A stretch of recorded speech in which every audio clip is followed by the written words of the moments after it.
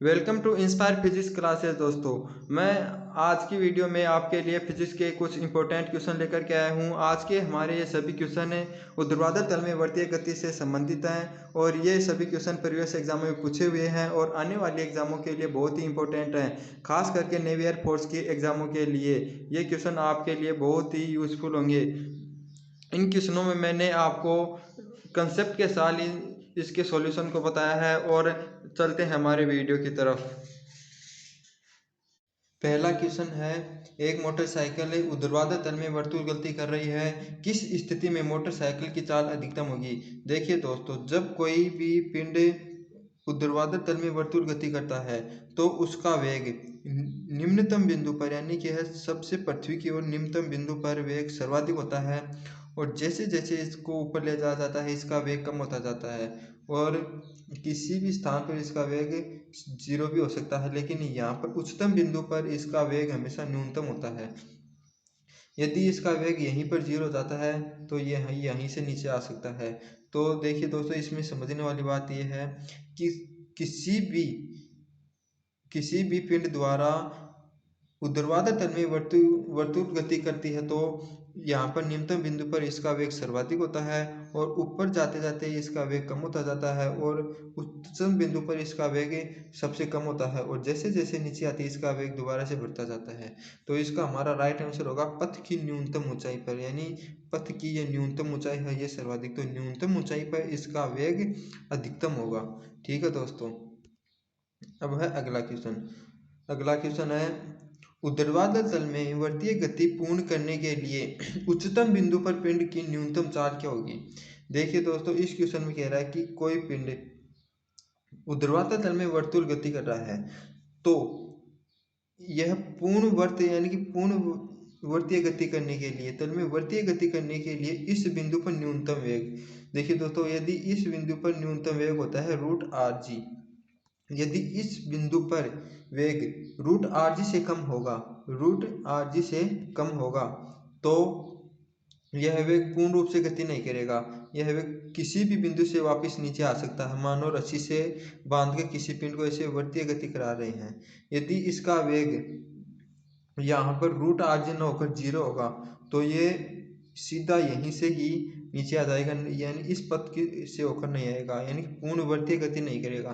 तो इसको वर्तीय गति करने के लिए आवश्यक है कि यहाँ पर न्यूनतम वेग रूट आर जी होना चाहिए। तो हमारा आंसर होगा ऑप्शन नंबर एक बात और ध्यान में रखने दोस्तों, यदि यानी कि निम्नतम बिंदु पर पूछे, निम्नतम बिंदु पर इसका मान होता है रूट 5 आर जी। यदि न्यूनतम बिंदु पर इससे इतना वेग नहीं दिया जाता है रूट 5 आर जी तो यह कण बीच में कहीं पर भी रुक सकता है और या फिर यहाँ पर इसका मान उच्चतम बिंदु पर इसका मान रूट आर जी से कम होगा। ठीक है दोस्तों, तो हमें इस क्वेश्चन में तो यही याद रखना कि उच्चतम बिंदु पर इसका न्यूनतम मान होता है रूट आर जी। तो इसका राइट आंसर होगा ऑप्शन नंबर अब है अगला क्वेश्चन। एल लंबाई की डोरी से, यानी एल लंबाई की एक डोरी है, इसे एम द्रव्यमान का पिंड लटका है, इसे कितना न्यूनतम वेग दिया जाए, यहाँ से कितना न्यूनतम वेग दिया जाए कि वर्ताकार गति में झोल न हो।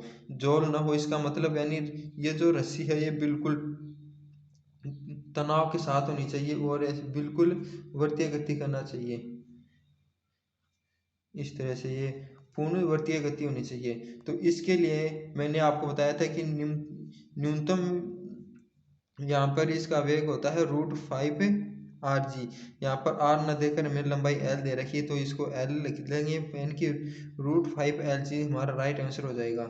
ये बात हमेशा याद रखना, कई बार एग्जाम में पूछी गई हुई है कि यदि कोई पिंड वर्तीय गति कर रहा है, वर्तीय गति के लिए उच्चतम बिंदु पर न्यूनतम वेग और निम्नतम बिंदु पर निम्नतम वेग होता है, तो उच्चतम पर होता है रूट आर जी और निम्नतम होता है रूट 5 आर जी निम्नतम बिंदु पर।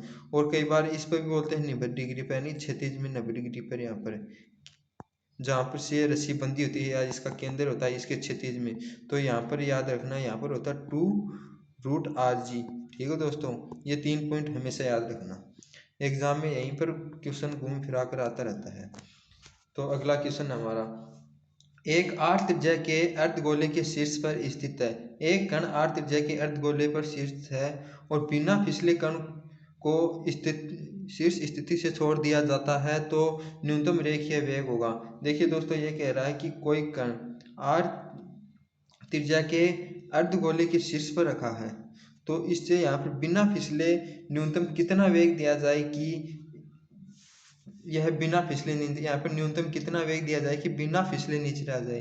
तो इसके लिए मैंने आपको बताया उच्चतम बिंदु पर वेग ही पूछ रहा है, तो उसका मान मैंने बताया था आपको √r(g).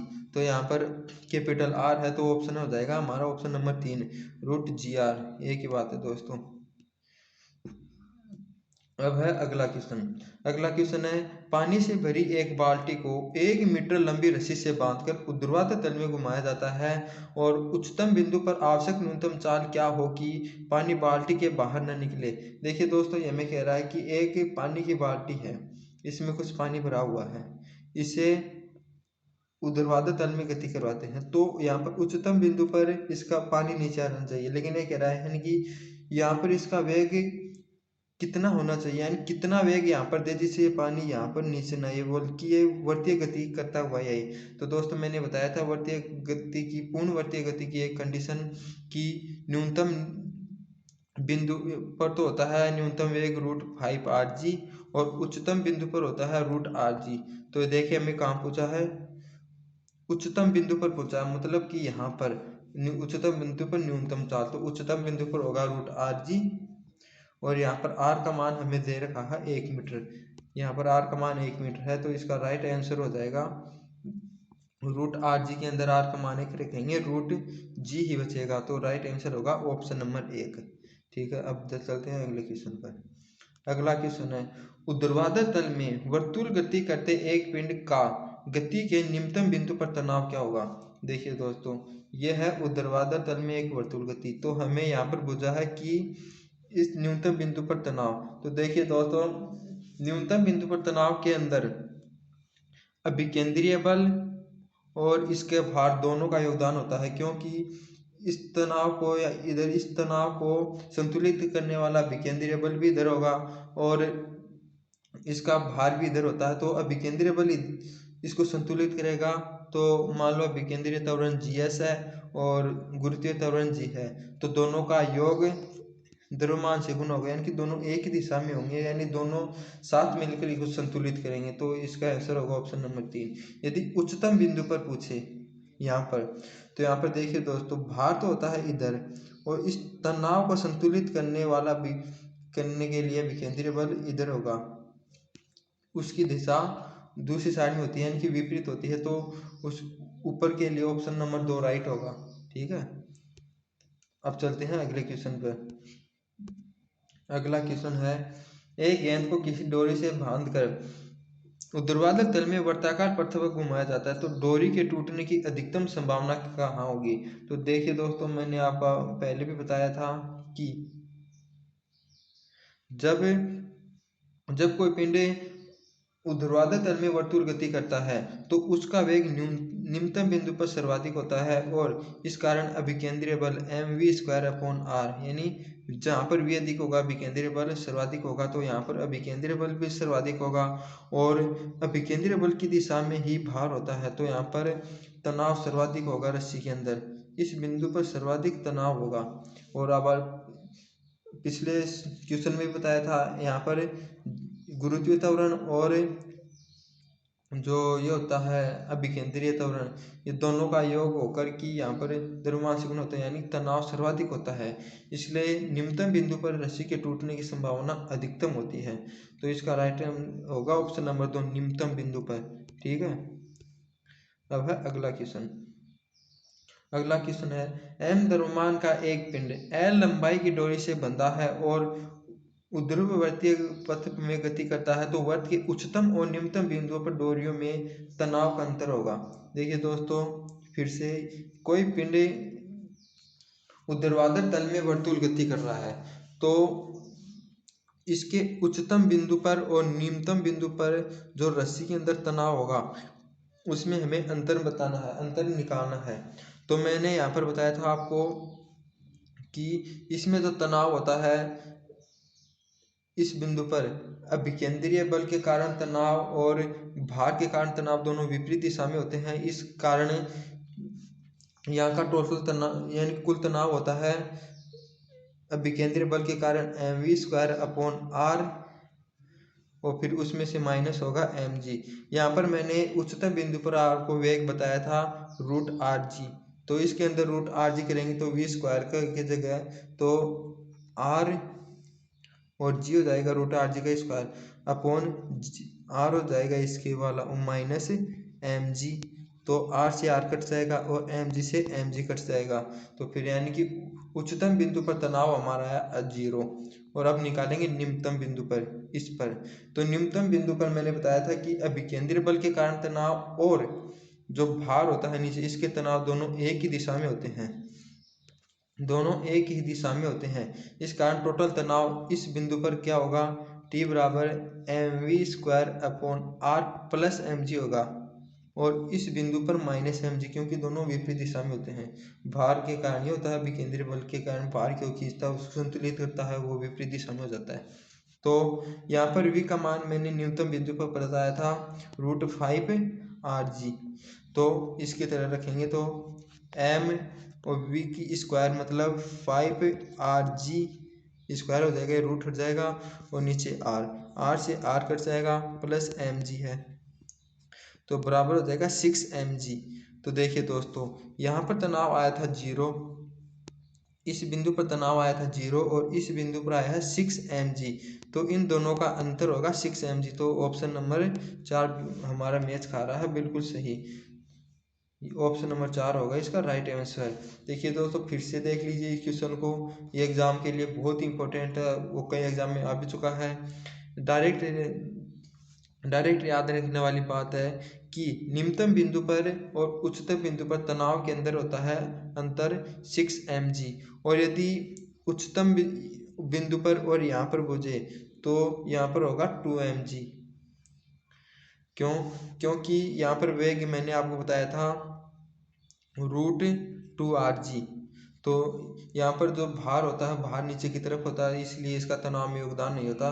तो कुल तनाव टोटल यहाँ पर तनाव केवल अभिकेंद्रीय बल के कारण नहीं होता है, अभिकेंद्रीय बल के कारण तनाव तो फिर mv²/r और v² का मान रखेंगे √2rg, तो 2rg तो 2rg और r से r कट जाएगा तो यहाँ पर आएगा 2mg।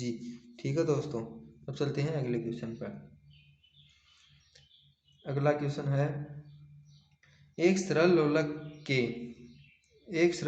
के लोलक का द्रव्यमान m है तथा धागे की लंबाई l है। लोलक को क्षैतिज से निलंबित दूरी की ऊंचाई से तल से छोड़ा जाता है, तो लोलक की निम्नतम स्थिति में रस्सी में तनाव कितना होगा। देखिए दोस्तों ये कह रहा है कि कोई कण यानी कि यहाँ से बंधा हुआ है, यहाँ पर इसका द्रव्यमान है m, ये लंबाई है, इसको यहाँ से छोड़ जाता है, यहाँ पर ऐसे गति करता हुआ आएगा। तो इस बिंदु पर हमें पूछा है कि तनाव कितना होगा, इस बिंदु पर तनाव। तो देखिए दोस्तों यहाँ से छोड़ देंगे इसको, तो यहाँ से चलकर वेग यहाँ पर हो जाएगा हमारा √2rg, क्योंकि यहाँ पर वेग 0 था, यहाँ से यहाँ तक हो जाएगा 2rg, क्योंकि बात वही होती है यहाँ से आगे जाकर 2rg होता है, तो फिर यहीं से चलकर यहाँ पर आएगा तो भी 2rg होगा। और इसका एक तनाव में योगदान होगा भार का, तो टोटल तनाव कितना होगा, अभिकेंद्रीय बल के कारण तनाव और इसके भार के कारण तनाव। तो अभिकेंद्रीय बल के कारण तनाव होगा mv²/r और भार के कारण होगा mg। तो इसका मान रखेंगे 2rg, यहाँ पर 2rg रखेंगे तो r से r कट जाएगा, ओनली बचेगा 2mg, इसका मान बचेगा 2mg और प्लस mg, तो टोटल होगा 3mg, टोटल हो जाएगा 3mg। तो हमारा राइट आंसर होगा ऑप्शन नंबर 2। ठीक है दोस्तों, आज की वीडियो हम यहीं पे कंप्लीट करते हैं और अगली वीडियो में वो इससे भी अच्छे अच्छे क्वेश्चन लेकर के आएंगे। तो दोस्तों हमारा सपोर्ट कीजिएगा और इस चैनल को शेयर एंड लाइक कीजिएगा, जिससे हम अगले और वीडियो लाए। जय हिंद।